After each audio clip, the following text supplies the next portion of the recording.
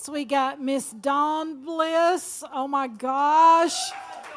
Woo. Okay, she's a fire hydrant, y'all. So, write fast and listen hard. Okay? Okay, here we go. That was quite the introduction. Thank you, Connie. Don't stress me out now. I actually was realizing that I need to probably try to condense, and I might have questions after I give my health journey a little bit, because even after listening to Teresa, I've never lived on a farm. I've never been able to grow my own food more than like tomatoes and peppers and cucumbers. So I've learned a lot from her too. But I would say that I'm, like she said, I'm more the person that's motivated by clean living, healthy living, eating organic, all that kind of stuff. So, and Karina is both, so she's going to bring us both together, I think, because she does everything. So anyway, my health journey is, when the first half of my life, I would say I ate like anybody else. I ate at McDonald's, I drank Dr. Pepper, I even smoked cigarettes. And then I moved to California. And, everybody does things different in California, right? And I still was that way for a while. And then I had a roommate, and she was a vegetarian. So I was like, that sounds kind of cool. I don't know if I can not eat a hamburger or whatever, but I kind of watched her from afar for a little while, and then I realized maybe I should try this. And then I tried it for a while, and it actually was pretty decent. So I did that for a while, and then I moved to Tennessee, and I realized that just being a vegetarian isn't enough, because there are junk food vegetarians, don't get me wrong. They just basically say, I'm not going to eat meat, but I can still eat, chocolate, and, well, not that all chocolate's bad, but, I can go to McDonald's and eat the French fries and get a salad or whatever. But anyway, so I kept going on this path of learning that, all food is not created equally. And vegetarianism should still be done a certain way, but don't get past that, because eventually I met this lady, and her name was Gina Webb, and she explained to me that actually eating meat isn't bad. You just need to eat meat the way our ancestors used to eat it, when they raised the animal on grass, and they didn't try and hurry him along and get so much pound off of him that they could sell him in a year, and he's 3 times the size that he should have been. So between meat and eggs and all the animal products, I realized, if you eat them in a clean way, then they're actually very good. So the next thing I want to do is I want to read. So this is the Bible for all 3 of us actually have it, which I thought was hilarious. This is the Bible when it comes to healthy living and understanding that we really need to eat the way food was created by God long ago. Nourishing Traditions by Sally Fallon. Fallon.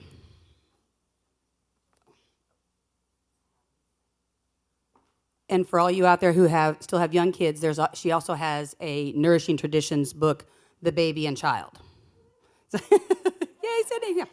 So this is obviously, everything is going to be an explanation of how you should start when your child is growing, because the way people feed their children today actually just astounds me, the things that they put in their body. And in the crucial years when they are growing and developing, and then they give them all this junk. And then they wonder why when they can't pay attention in school, they give them drugs, and it's just like, But I'm going to go down another rabbit trail, so stay on one thing. So I'm going to stay on one thing. So I'm going to read the introduction from Nourishing Traditions and see if you, and this book was actually written 20 years ago, 2001. So see if when I get to the end, it even sounds like what we're living through now. Okay.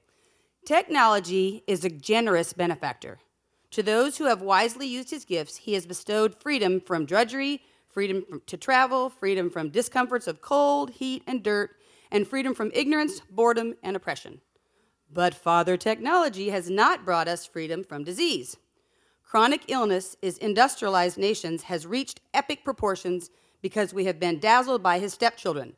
Fast foods, fractionated foods, convenience foods, packaged foods, fake foods, embalmed foods, and foods that have bright bubbles. And have you ever been to the grocery store lately? It's like, how pretty can this food look so I can sell it to you, even though it's not really food? Yes, it's crazy. So all these foods, right, so they're drawing you in, And they fill the grocery stores, convenience markets, vending machines, and even health food stores. So don't think that if you go into a health food store, everything there is created equally, because it isn't.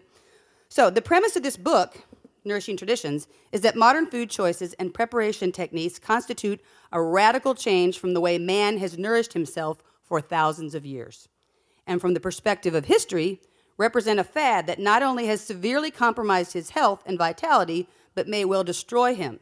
And that the culinary traditions of our ancestors and the food choices and preparation techniques of healthy, non-industrialized peoples should serve as the model for contemporary eating habits, even and especially during this modern technological age. So the first modern researcher to take careful look at the health of eating habits of isolated traditional societies was a dentist, Dr. Weston Price. You've heard of him.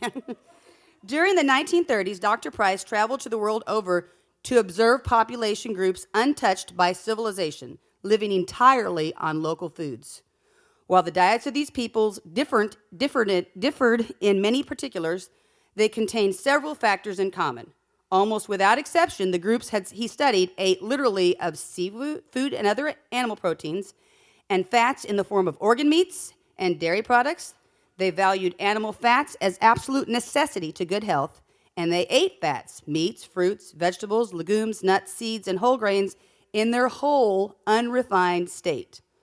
All primitive diets contain some raw foods of both animal and vegetable origin. I have to say that is a little gross. If you get this book, there is a chapter that actually talks about organ meats and how you should eat them raw. I'm not there yet. But if you want to go for it. But they're saying it's okay, so I'm not there yet. I take liver capsules, and that's good for me. But Dr. Price found 14 groups from isolated Irish and Swiss, Eskimos, all these different places, and these people had not ever had refined flour or sugar or anything like that. And they noticed that when they looked at their face and their teeth were covered with green scum, but they never brushed their teeth. But their teeth were straight, white, their faces were round and healthy. Why is that? Because they only ate real food, nothing processed, nothing ever. And then they went to the local city where people had moved and started to eat refined and processed foods. And all of a sudden, they looked at these kids that were in these villages, but now they moved here, and all of a sudden, their teeth are all crooked, and their faces were long and skinny. It's crazy that food can make that much difference. And I actually realized that I just read the wrong page. I wanted to read the introduction. So take two. Wait a minute. It's like, that was some good information. I'm like, wait a minute, I'm not talking about Dr. Ned Price, but I'm glad that somebody else knows who he is. Yay. Okay, so, yeah. Oh, did you say yay? Oh, I'm sorry. Oop, that's my daughter. Sorry, I thought that was somebody else. Whoops. Do you know who he is too? Okay, good. Woo. Okay. I've raised her well, so that's good. Yeah, she knows more than me sometimes, so there you go. Okay, so introduction. So in no period of our history as a nation have Americans been so concerned about the subject of food, diet, nutrition.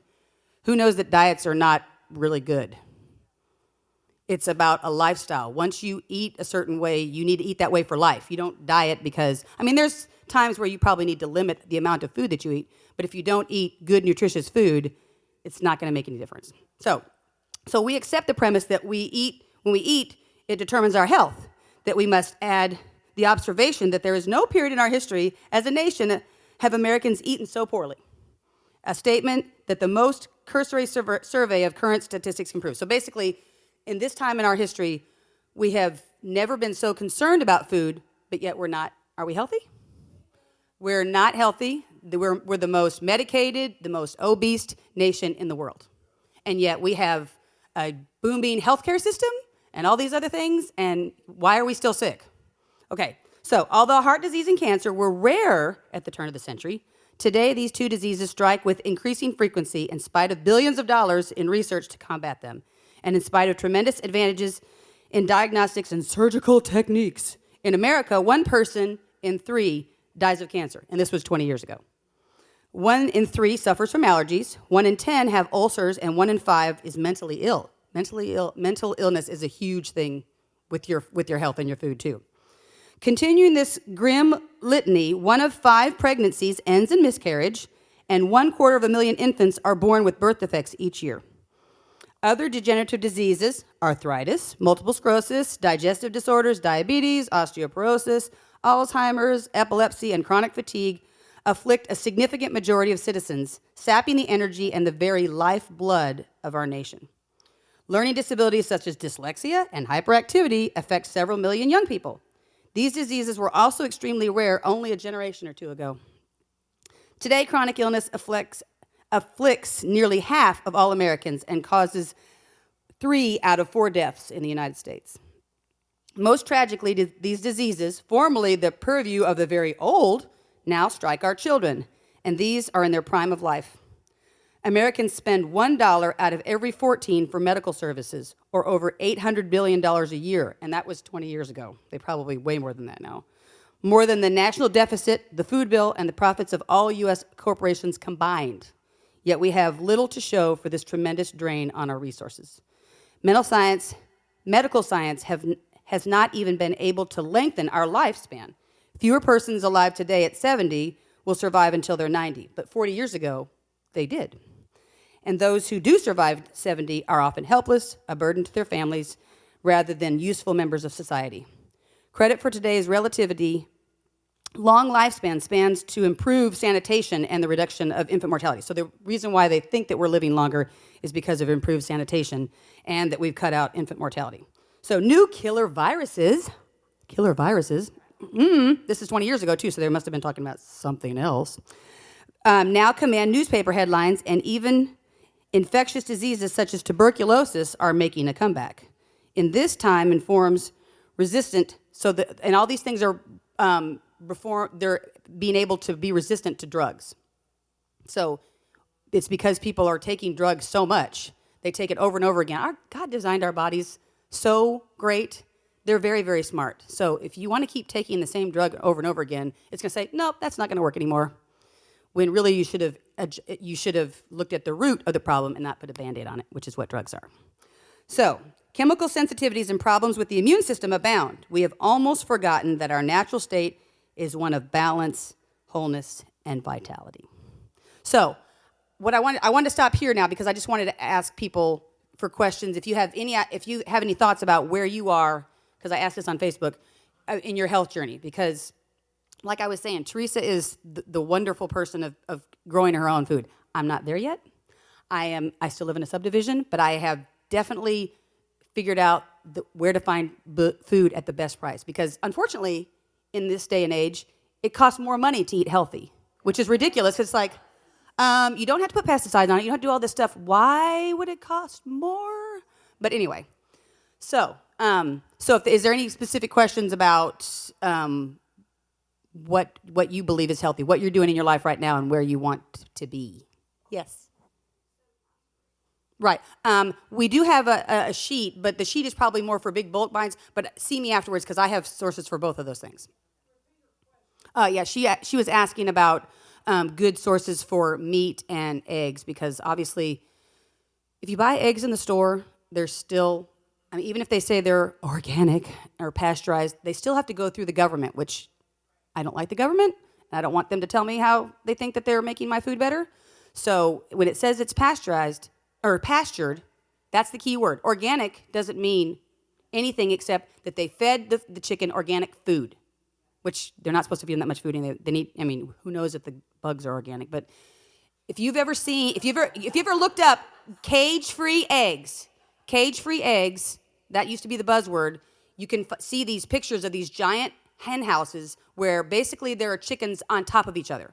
That's cage-free, but they're still tumbling all over each other. So pastured is what it means. And even with the government, they can still get away with saying, oh, a pasture is like, 1 foot for 50 chickens or whatever. So you really need to find chickens.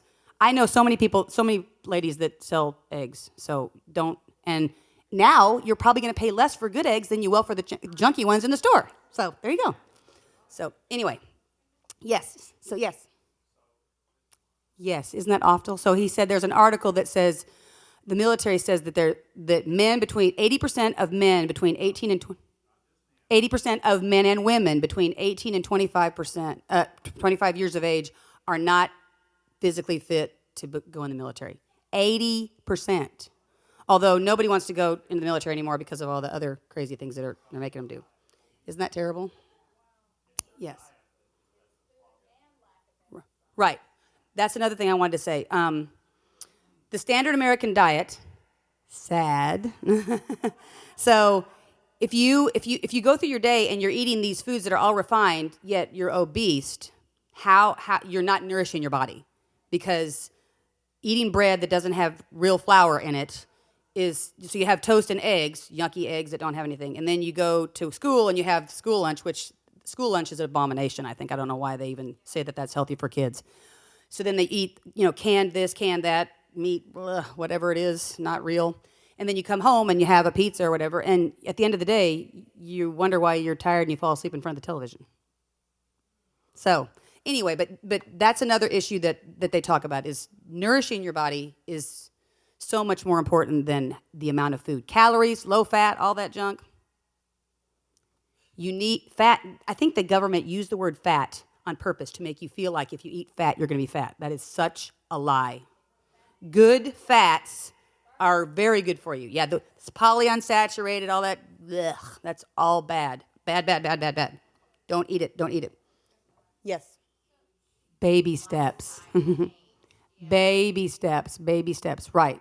So the question is, can I repeat the process of how I transitioned from one thing to the other?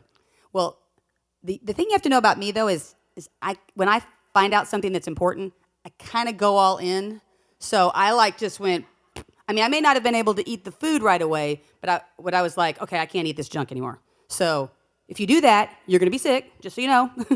Especially if you eat a lot of processed foods or whatever. If all of a sudden you decide, I'm not going to eat it tomorrow, expect your body to revolt, because it doesn't like that. It's like, hey, I was used to eating cheeseburgers and Pop-Tarts. What are you doing? So, but as far as the process itself, baby steps would be looking at the food that you eat. Be a label reader. If you look at the label and there are more than, first of all, on a loaf of bread, if there are more than 4 things in there, unless it's got raisins and stuff like that in it, what is in bread? Flour, water, salt, sometimes a sweetener. That's it. Or yeast or sourdough starter. That's it. So dough conditioners and all these other things that they put in there, that's not good. So be a label reader. So transition to look at one of the products that you think is the most important.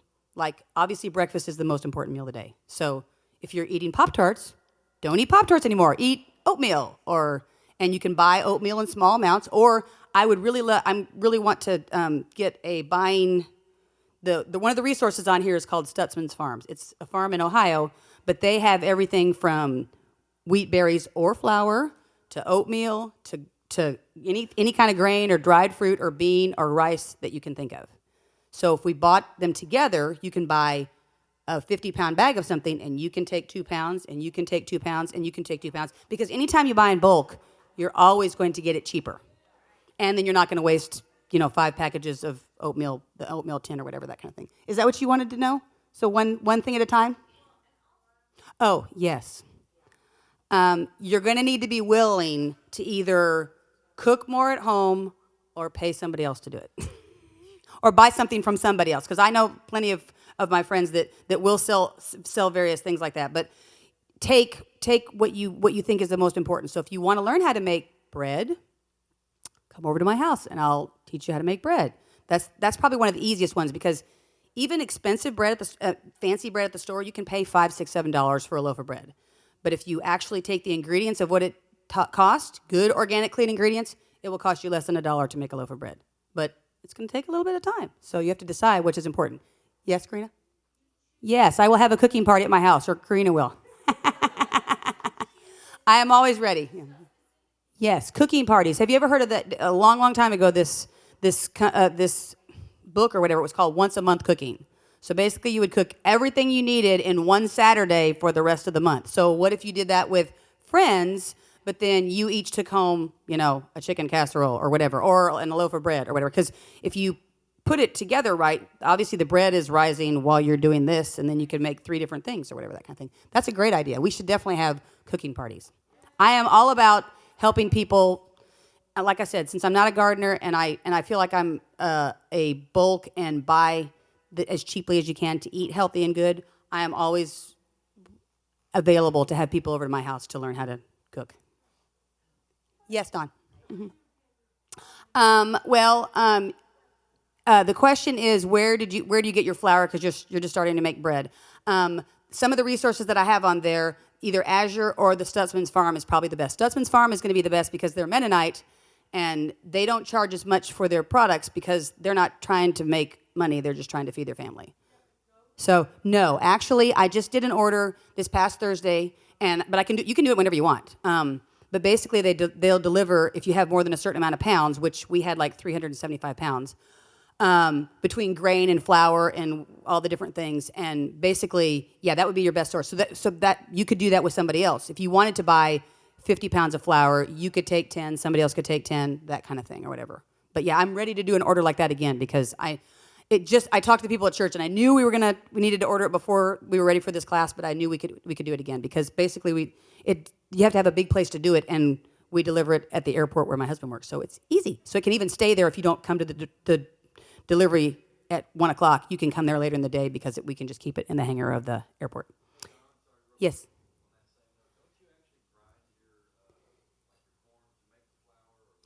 Do I? Yes. Obviously, baby steps. So if you're buying flour because you don't have a grinder, the ultimate way to have flour is to grind it yourself, because then it's going to be even cheaper, because you buy the berries, you're cutting out the person who's doing the grinding, and you're doing it. But then you can grind as much as you want. You can grind 5 pounds, because unfortunately, flour goes rancid. I think when God made plants and made different seeds and berries, they are preserved in their berry form. As soon as you grind it, it opens up the oils and all that kind of stuff. So then it goes rancid after a certain amount of time. So if you buy any amount of flour and you don't use it within a week or two, I would put it in the freezer for sure. But yeah, you can. But I have a wheat grinder.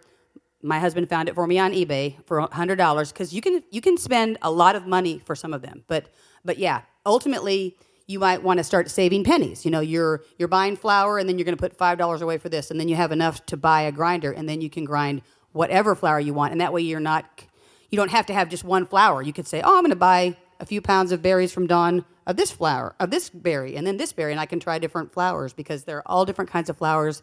If you're gluten-free and you can't have wheat, yes, there are many. Yes, gluten-free. There are, gluten-free flours. You can buy the flour, or you can buy the berry and then grind it. Yes. Well, it's funny that they call it a wheat berry, because it's not really a berry if it's gluten-free. Like sorghum. I learned this years ago. Did you know sorghum? You know that yummy syrup that you can buy? That's actually a plant, and it's a berry, and you can grind it into flour. So it's not. So whatever's left over from it is the sorghum, I guess. I'm not sure. I do not have one, but my friend has one, because I'm not gluten-free, but she has 3 of her children are, and she has a wonderful recipe for that. So, yeah. And Pinterest, yes. Yeah, really, people, the internet is abounding in so many things, but just make sure when you look things up that you look for the source of what it is, because, if you just type in gluten-free bread, oh, my word, it can be scary. So, obviously, I found out over the years, if you use the word nourishing, that's very helpful, because nourishing is not just gluten-free because it makes me have a bellyache or whatever, you know what I mean? So, and I should probably get a list of several of the blogs that I've gone to, even for recipes over the year, that are the safe places to go that have really good recipes too. The Ezekiel bread, that is definitely a good alternative for baby steps. If you can't make bread, it's definitely, because everything in it is sprouted. Because ultimately, and there's another topic, obviously, when it comes to bread and other berries and things like that, our ancestors years ago, everything was sprouted or soured. So if you've ever looked at a bean, if you guys have ever soaked beans, it tells you to soak beans for a couple of hours on the bag. That's ridiculous. You need to soak them overnight. But if you soak them and you look at the bean later, you can see that the shell and the hull of the out of the bean is coming off. That's another thing, because God made that protected piece around the bean or legume, and it's preserved, and now it's come off, and now it's ready to go. And you can even see a little tail of a sprout usually coming out, and that's how you know it's ready, because at that point, not only is it all that shell is off, but the nutrients that are in the berry or the bean or whatever are more readily available. So if you're eating beans or bread that's not soaked or sprouted, you're not getting all the nutrients out of it that you could if you soaked or sprouted it. But Ezekiel bread, everything in Ezekiel bread is sprouted. It's not even flour. It's a flourless bread, so everything is ground up and put in the bread. It's not that tasty of a bread, but I definitely bought it for a while until I was on my path of, for sure. Vegetable butters. You mean like Earth Balance? Okay. Anything like that is safe, obviously. Almonds, olives, anything that starts with a C, if it's an oil, don't get it. Corn, canola, all that stuff is, well, I mean, even if it's organic, it's really, corn is not really something you should eat that much. I mean, I understand corn on the cob is wonderful and great, but any kind of corn product, the more you eat it, it processes in your body as sugar, basically. Even that's probably another reason why it's tasty, and I can sit down with a bowl of chips and salsa and eat the whole thing. But yes. So the question was, though, you wanted to know about different butter, because obviously almond butter is like peanut butter, but you're talking about avocado oil butter. Okay. Really? That's so interesting. I didn't even know they made. I've heard of avocado oil butter, but not almond oil butter. Why don't you just pour the oil off of the thing? When you get it, just pour that out and use it. That wouldn't be processed, would it, Karina? Right. And unfortunately, most oils. That's why you stick with, and not all olive oils and avocado oils are created equally either. You need to make sure they're cold pressed organic, because have you ever seen pictures of like those factories that look like they're pumping out like, petroleum products? Those are actually places where they make corn oil and canola oil and all that stuff, because most oils, if they're not created right, they're actually toxic. So they're not only neutral, they're actually bad for you. So there's one thing by eating neutral foods like chocolate occasionally, but something that's gone over the dark side, you don't want to deal with that. So you were asking about different oils for cooking, yeah. So butter, ghee, tallow, olive oil are going to be your best for cooking. Anything else? Coconut oil. Oh yes, coconut oil. Oh yes, coconut oil. I even use coconut oil in place of butter, like in cookie or muffin recipes, because my butter is a little bit more precious than my coconut oil, because I can buy a big 5-pound gallon of it and it's cheaper than butter. So yes, coconut oil is one of the best, but it doesn't always. Some people say that they taste it. I don't taste coconut, whatever.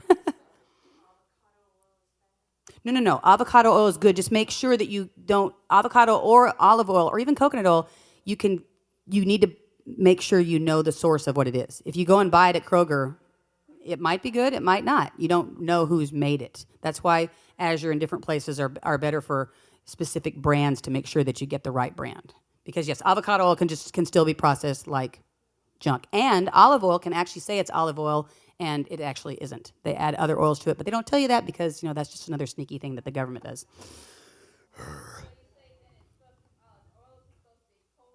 Cold pressed, organic, and extra virgin, yes. Virgin or extra virgin, yes, ma'am. Who can't have dairy? That's why coconut oil is a really good thing in all recipes. And I've put it on my toast and stuff like that. I think it tastes fine. But I mean, do you like coconut? But obviously, are you talking about in cooking or for what? Mm-hmm. Right. Well, and ghee is for some people. It depends on if you're just lactose intolerant, I guess, or whatever. But ghee, you can buy ghee, or you can actually just cook butter on the stove, and you see, when that little white stuff like rises to the top, you pour it off, and that's what ghee is. And yet they charge it, $20 for a little jar of it. Yes, another one of those things. So yeah, she was asking about dairy-free. Coconut oil is probably the best, and then ghee for people who can tolerate it, because unless you're really, really dairy-free completely, it's usually the lactose that bother people mostly when they're dairy-free. You know, that's a crazy, this could be a rabbit trail right here because pasteurization, ultra-pasteurization, homogenization. Do you know what homogenization is? Homogenization is when they rearrange the molecules in the milk so that the cream doesn't go to the top. Which why would you not want that luscious cream at the top and whatever? So from what I know, and I'm sure Karina will be able to chime in here because I can see her face already. She's ready. Ultra-pasteurization, they're all bad. When Louis Pasteur or whoever the guy was that came up with pasteurization so long ago, they were afraid that milk was causing problems because they thought there was germs or bacteria in it, when really it was the practices of the farmers. They were not washing their hands or sterilizing the instruments and all that kind of stuff. So it's like, well, if we just kill everything, then it won't matter, right? But ultimately, when you kill all the stuff, then milk is pretty much useless. You know why it says vitamin D on it? They have to add the vitamin D back because they killed it all. So in my opinion, and I'm sure you can go into it more than I can, but ultra-pasteurization is even worse because it's a higher temperature. So now we're looking at another food that is actually toxic because it's not food anymore because of what they did to it when they pasteurized it. Organic is actually worse. There, if you look on the Weston A. Price site, somebody did a study and they took all the milks. They took low-fat milk, regular milk, low-fat organic, regular milk, and then raw milk. And they set them all on the counter for 3 days or something like that or whatever. And they came back, and every single one of the jars, when you picked up the lid, had mold on it, except the raw milk. So why does mold grow on something when it's dead or past? And I don't know if I even understand that. And what was weirder is the organic milk actually looked worse, and what was it? Oh my gosh! It was like it had less fat in it. So the milk was called whole milk, but yet it looked almost the same as the low-fat milk. So does that mean they're lying to us and not putting fat in there? Oh, who knows? But yes, do you want to say anything else about pasteurization? I mean, there's so much more about it. Yes. So also the pasteurization. So when we have like any kind of liquid, whether it's water or milk, there's a specific structure to it. And when we start to mess with that God-given structure, our bodies can't absorb the nutrients. And so when you pasteurize it, you're rearranging the structure and breaking the structure of the milk apart so that your body cannot process it at all. It's the same with water. Water does the same thing.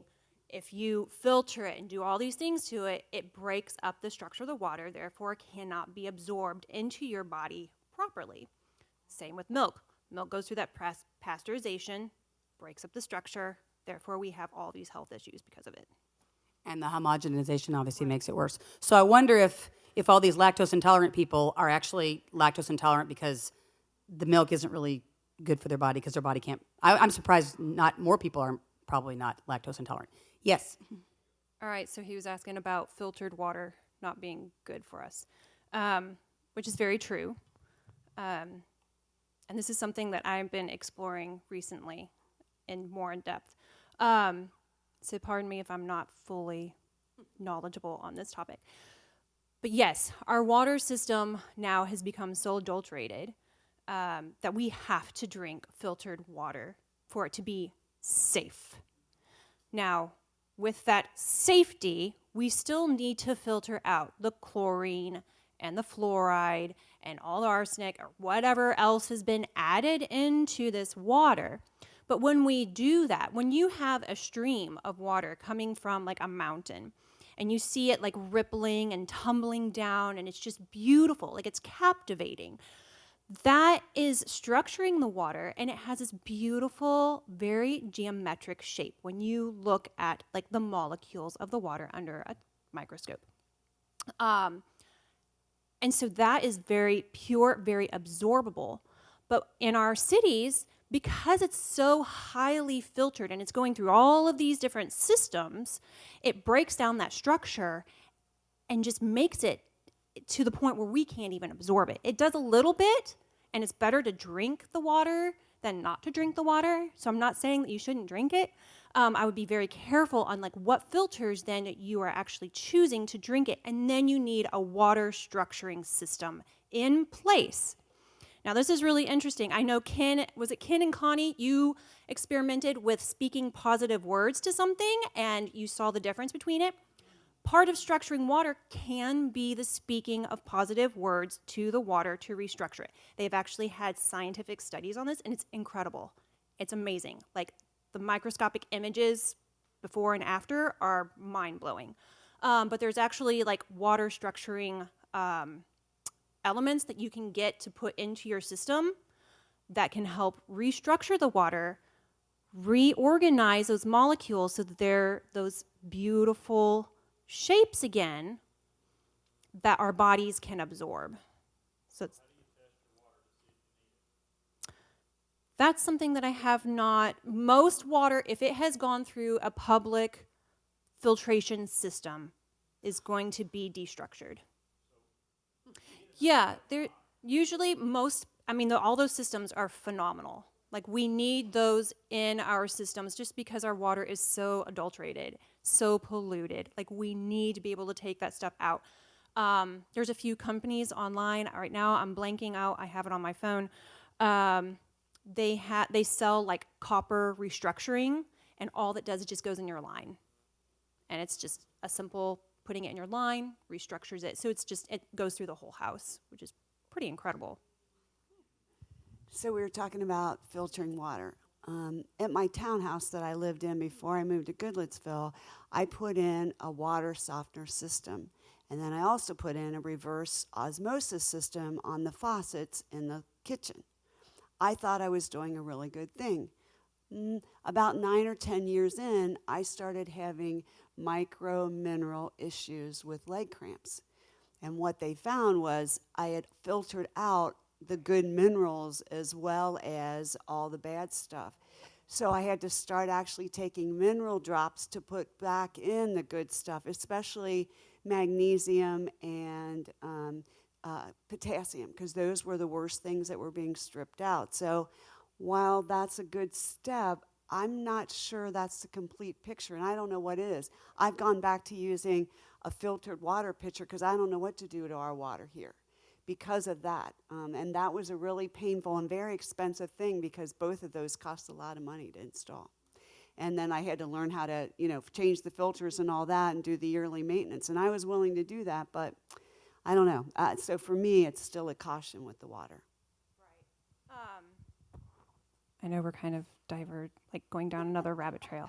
So yes, and again, with like the healthy eating and with the whole food eating, like Dawn has been talking about, when you're eating these ancestral foods, you're going to be getting more nutrients to help offset some of those mineral imbalances. Because yes, our water is completely depleted.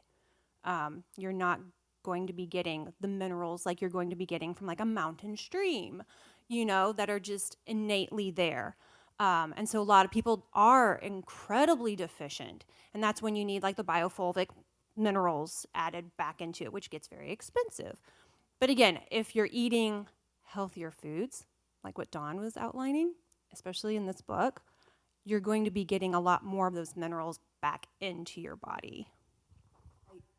So the question is, how did I transition and switch from grocery stores to other places? What you really need to do is have a budget. Because if you have a budget, you can decide, okay, I can buy this 50-pound bag of whatever, but then I don't have to buy it again for a year or longer because depending on how many people you're trying to feed.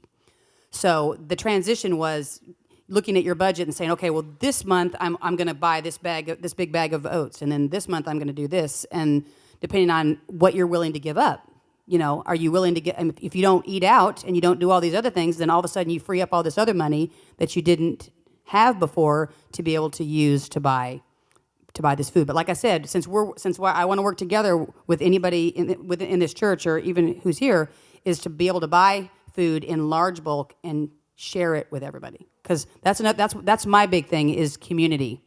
Community, Teresa talked about growing your own food and all that kind of stuff, but it's wonderful to be able to know that you have other people that are in your community. They may not live right next door to you, but they live close, and you can call on them, and they can help you out during a time of need. I was going to say, my friend was talking about, with the crazy weather that happened yesterday. She was driving from Gallatin to get back to Springfield, and it took her an hour and a half. And as she was driving down the road, she's noticing there's trees down the road, but there are also people that are like down the block, in the drive-thru at McDonald's because it's the only place that's open. So we've forgotten we don't even know how to go home and decide we're going to, even eat a sandwich or whatever at home. We have to stop because we're so dependent on other people feeding food to us. It's like, why can't you have 3 days? I mean, it wasn't even, I didn't lose power, but if anybody lost power for 12 hours, if you had your 3 days worth of supplies, you would have been fine. I mean, yeah, it's not a steak at O'Charlie's or whatever, but I mean, it's food, and we might as well get used to eating beans and rice and other things because, it might be hard, and that's okay. Yes. Is there any kind of water that I would suggest buying from the store? I used to buy, before I got, because see, I have a whole house filter and I have a reverse osmosis, but I put mineral drops in my water because I know that I need them. But before that, I bought distilled water, but I don't know if distilled water is even, yeah, right, exactly. Right, but if you were willing to, but if any of those waters, if you were willing to just buy some mineral drops, even if you put a few in there, you wouldn't. If it says to use 10 or 20, you don't have to use. You could use one in each glass of water that you have, or something like that. But distilled, I think, is still the safest because spring water and all that stuff. If you look at the back of it, it says spring water, but then it says municipal whatever, and you're like, what? And you're paying more for it because distilled water is usually cheaper than spring water. Right. Distilled is, well, yeah, it's the same as reverse osmosis, right? But that's why I suggested buying it and then putting mineral drops in it because, quite frankly, there's not any water at the store that I would drink. You think spring water is better? Mountain Valley spring water. Okay. Yes, I know it's one that is. Okay.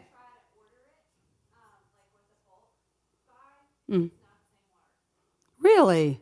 You have to get it in the little single bottles or whatever? So what are they doing? But it's not the same name. How can...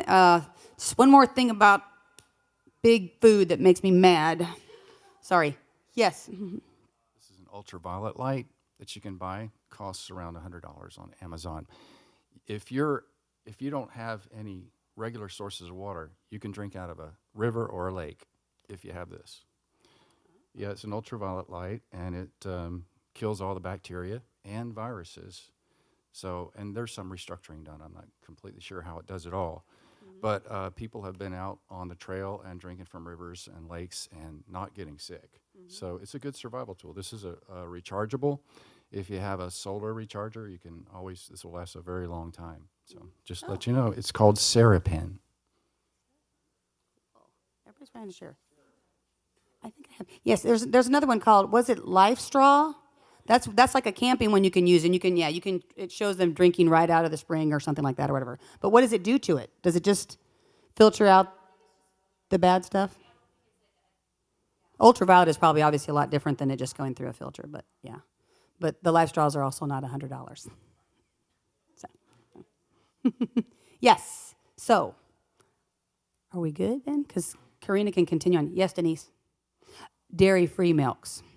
Yes, dairy-free milks, it's the same thing. You really need to do your homework to figure out how it's made. I mean, read the label, because I've looked at so many almond milks, and some of them, just actually say almonds and milk, not almonds and milk and sodium whatever and D2 and whatever. And there's 5 things in it. It's just like almond milk should be almonds and water, period. I don't know why they call it milk, but... Yes? Want to come? Mm-hmm. Oh, yeah, because you're dairy-free. She should know all about it. Most of the time, and I'll admit this, I usually go for like Silk or one of the other ones because they tend to be the cheaper. I do know that the Simply brand, I buy their orange juice. That's the only orange juice I will drink now is Simply Orange. They also have an almond milk that is just almonds and water. Now, I cannot say what type of almonds they use and where they get it from, but you can also, we have a machine where you can actually make your own almond milk and other non-dairy milk. Yeah, the almond cow. So you can find the almond cow machine and make your own at home if you want to. Oh, wow. So, yeah. Actually, yeah, if you have a high-powered blender like a Vitamix or a Blendtec, just go to the internet and basically, because when I've ran out of my raw milk before, I've made even coconut milk. You just take a certain amount of coconut and water, and then you blend it up really high, and then you pour it through like a nut bag, and then it gets all that left over, and then after you after you soak the almonds, you mean, or the coconut? Both of them? Okay, I'm learning something new right here too. I didn't ever soak coconut. Yes, soaking, when we talked about soaking before, that's anything that you call a legume or a wheat berry. Is that it?